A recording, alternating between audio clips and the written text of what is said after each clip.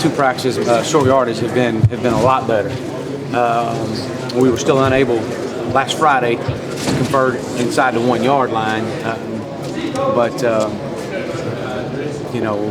we showed a lot more promise last Friday and today. Today was much better. Today was the best it's been up to this point as far as our short yardage game. So that's promising. Again, we're still not where we need to be, but we're at least stepping in the right direction and not stepping backwards in that regard. So it's still a mindset, it's still a mentality, and it's something sometimes you just got to yank them through a knot-hole and make them figure out that this is the way we're going to do it, and we're going to be physical, we're going to be tough, and so I was proud to see that we at least have stepped, at least doing some things right. Now again, we're not ready to line up and match everybody's short yardage all the way across the country just yet, but we are showing some promise. So proud to see that.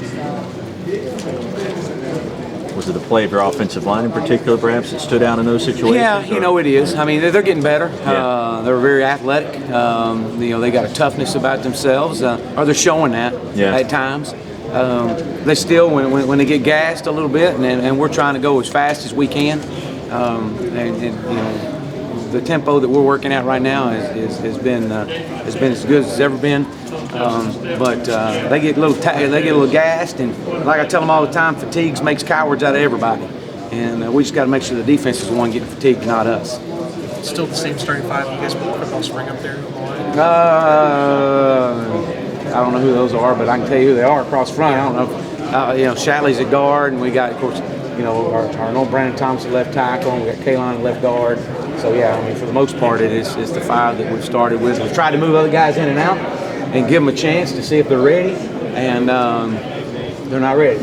So it's black and white. They're not ready yet. So we just got to keep pushing them and keep getting better. But I've been very pleased with what I've seen up front. Those guys. Coach, when you talked about Todd responding to some challenges you guys had. Yeah, one of the things that I was intrigued about today, I thought Friday, I thought overall our scrimmage Friday wasn't very good. I didn't think Taj had a very good scrimmage Friday. Even though he did make some plays, he was very inconsistent on Friday. Today, still turned the ball over too much. We had 2 turnovers today. But we'll get those straight. We'll get those cleaned up. That's the thing that, maybe you're not clicking early in a scrimmage, but that's okay. Reserve the right to kick. And there's nothing wrong with punting the football. We talk about it all the time. If every drive ends with a kick, you're going to win a lot of football games.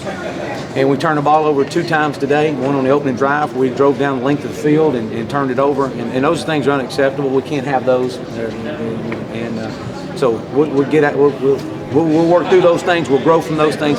But the thing that would intrigue me the most out of it was to watch and see, because I didn't say a whole lot to him today. After he made the 2 interceptions, they came over the sidelines, and I want to see how they were going to respond and not how I was going to respond.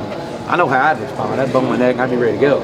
But I want to see how they did it, and to see those guys work through and to have their back against the wall, because the next series the ball was on the -1 yard line. And so the very toughest situation on the football field after having 2 interceptions, we responded and took it 2 times and drove the length of the field and had 2 house calls on it. So that was good. Still unacceptable in turning the football. Can't have that. Has anybody stepped into that number 2 spot behind AE? You know what? I tell you what. I've been very pleased with Hot Rod McDowell. Hot Rod is a guy that keeps coming on, and man, he's just consistent. He's really gotten better. Obviously, DJ is your guy right now. Mike Bellamy's another guy in there that's doing a good job.